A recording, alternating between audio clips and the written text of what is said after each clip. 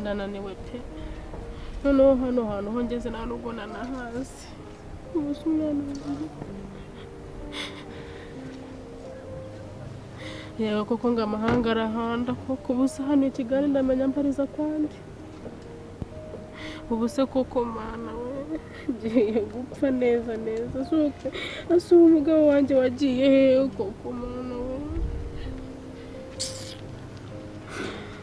ndarambiwe ubuzima mana yanjye ubu n'iki nacumuye kuri wowe koko ubu n'iki nagucumuye wowe gituma mbora ngaragurika muri n'aka kageni nkaba ngeze naho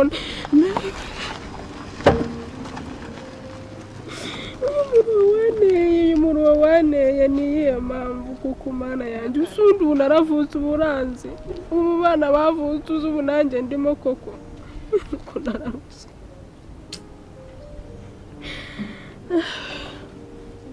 mwana wanjye bebe izuba riramwishe umwana ariko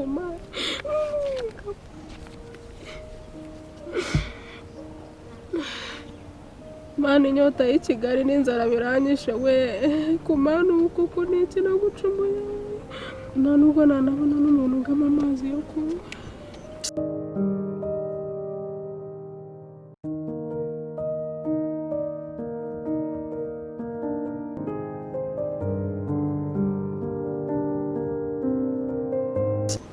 bebe mbabara nawe ntundireho pe ntundireho nuko ntacyo nabona ngo ihangane mama wawe arananiwe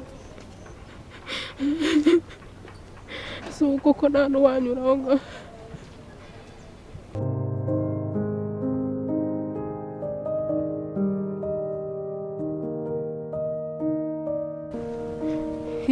yewe urase Kevera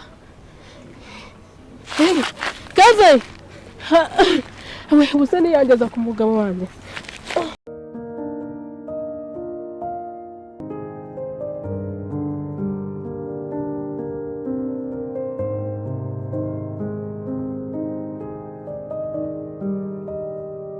Mayira ubona kuritera ahantu hose ubunywa inzoga habe mu gitondo habe irya ari igihe cyose urimo unywa inzoga oya nawe mu gitondo urambeshye pe ntabwo doretse guhura mu gitondo ufite icupa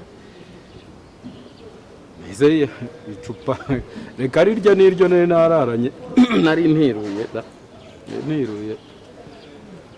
ntabwo nari ndi kunywa ntabwo njya nko mu gitondo ese mabuja parwa gatoya waretse nkabanza nkamusubiza nta kibazo musubiza ariko iyo muri ino tutazakorana tutazagendanamo kuko mwene bimwe mu bintu tutazagendanamo ntabwo njyanwa nkunda abantu bakoresha boisson alcoolisée ibyo kabisa ni haramu ikibazo kuri nge rero kugira ngo tubashe kugendana muri gaju business group no kugomba kubanza kureka boisson alcoolisée nizere ko ibyo tutazagongana kabisa sibyo sheri kabisa birashoboka byiza umbabare ntituzapfa bakoze kandi naragusobanuriye abantu bakoresha boisson alcoolisée ndetse ibiyo byabwenge ntabwo bakora akazi neza seri nibyo nari ngiye kubwira Mayira Mayi none ngo menyereye ko nta mugabo ngira ariko ubu ngubu nari nje kugupresentaho umugabo wanjye turi hafi gukora ubukwe tukabana urumva ko agomba kumenya business zanjye zose aho ziherereye agomba kumenya narije mu mupresent ibikorwa aho biri byanjye byose uko bimeze utubwira amakuru muri make nari muzanye hano abari hano duhere hano ariko n'ibindi biri hirya tuzabigera ariko reka duhere hano tubwire bimeze biti okay gusa ntabwo nabasuzugura Hey. Meze neza shiri. Musa wanyitondanye cyane. Ko byagenze. Ese ko numva kajwi ka. Hey baby nasaraye. Tikuvuga ikibazo nk'abagabo. Ngiye muri korali. Muri korali? Kuna nago wandindiye. Nyeruka cyera ku ishuri urumva n'abanyibo. None basarajwe n'iki? Urumva maze iminsi nyine kunywa amazi atameze neza. Why? Bigiye agasiro kaba kashize unagapfa kumwana kanzi ko Mayira nta kintu yabuze Mayira ntabwo wabyitayeho sigavuga saba ukwe mu izina kandi sheri banza utankunda no urabona bitewe n'uko dukorana hari ukuntu mba nisanzuye cyane wese zubizi nubizi koko ahubwo se mvuze bosi ariko nzamwita bosi papa wawe nibuka ameze ate muri iyi minsi papa wanjye ameze neza nyine nawe urabizi ko bya bintu byarashize ubuzima bwacu sheri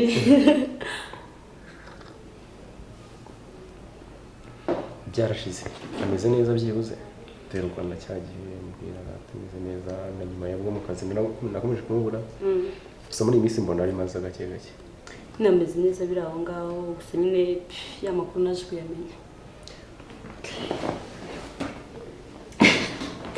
ko bisaba kunetesha cyane sura bibashisha ariko nzi ko keza zawe nazo hari icyo nengase umva amakuru mfite aragusaba imbaraga nyinshi sinzi wait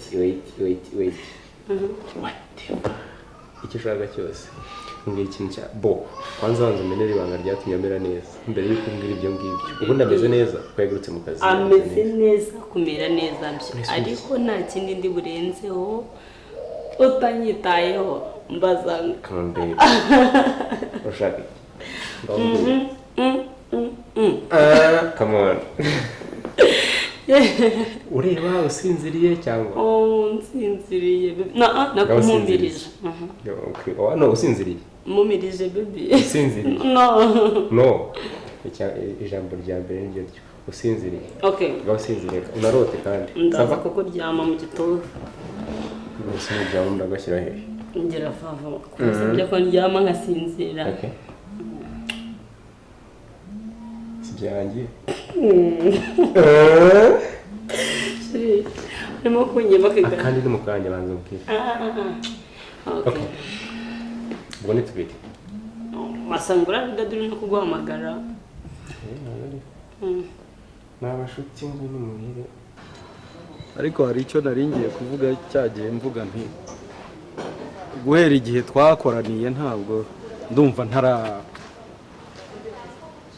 mabuja sindakora nabi kandi icyo gihe icyo ari cyo cyose burya nasomaga akantu nanjye ngasoma mu buryo bwa nyabwo impamvu nari ngasomye gutya nuko narinyuze hariya nagafata nabonaga akazi karangiye nta kibazo mwabonye rero ahantu twanyuze hatandukanye mwabonye inzu zirimo zubakwa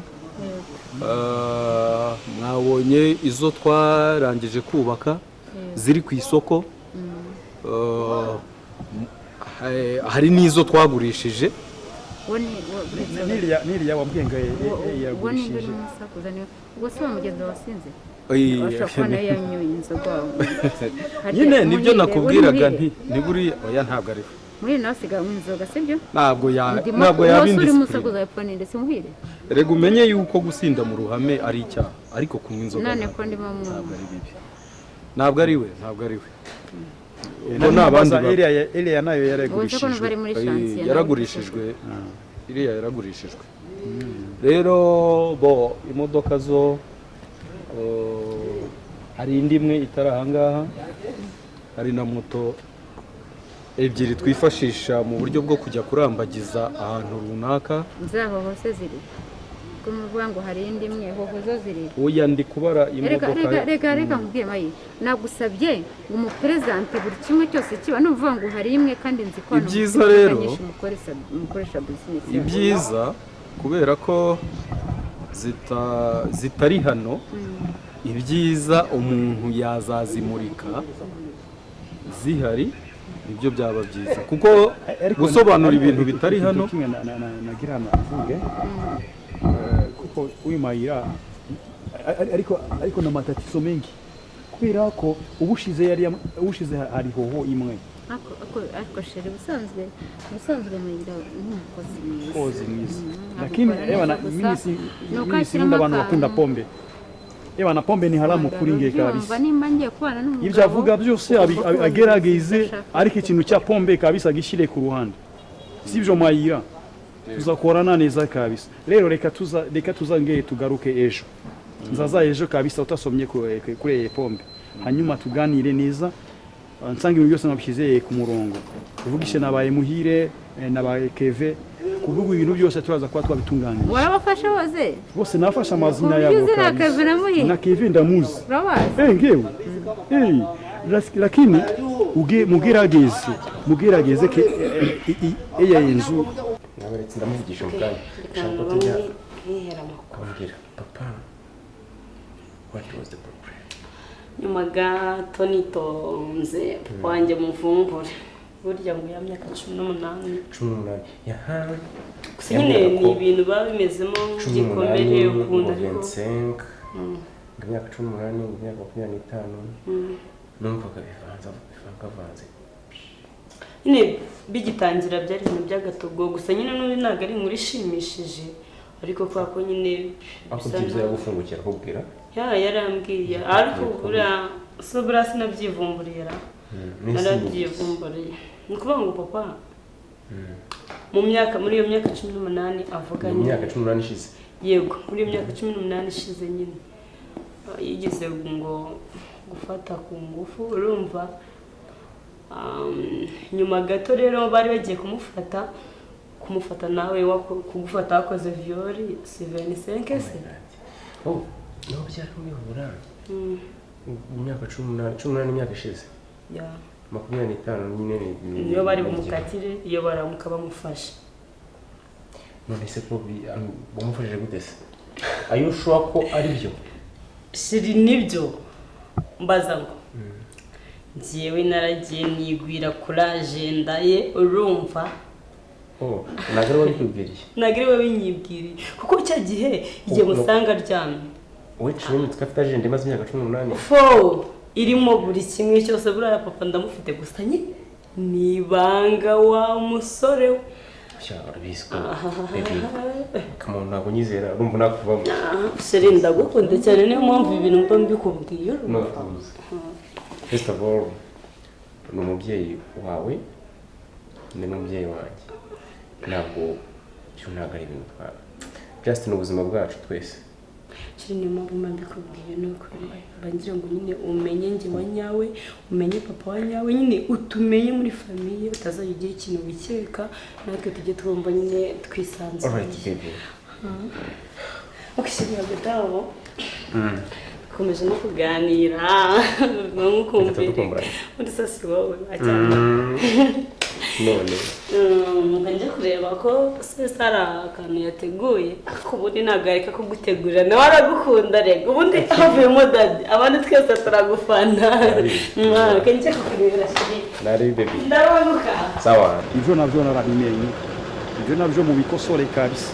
Nakunda zenda byikurikiranira amayira. Ngiwe kabisa ngomba kukurikirana ikintu cyose.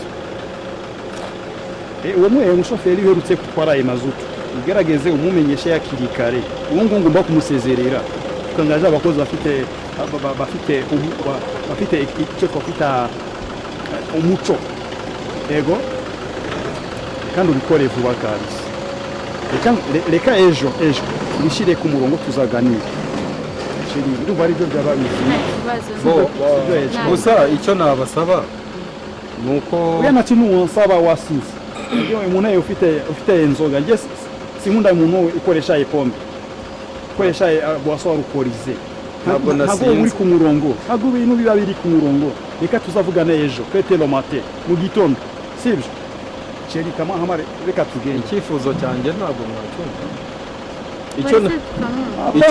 icyo nasabaga ni kimwe boss icyo nasabaga nuko mwampa umwanya nkashyira ibintu ku murongo noneho nkabagaragariza raporo y'ibikenewe atari nko mu rugo none se n'umunsi uri mu by'ukuri utazi ibyo mwakoze ntabwo ari si ibyo mwambwiye n'ibitari hano n'abagiye mu kazi ibyo byose ngomba kubishyira ku murongo kugira ngo amenye ibihari rero ndumva mwampa uruhushya nkagenda kubera ko yenda mushobora no kuba mukiri kuganira ubwo c'est pas problème natwe umushoferi yaradutegereje urabona ko tugiye muri ya gahunda n'uyu mushoferi sawa ngaho mukora akazi neza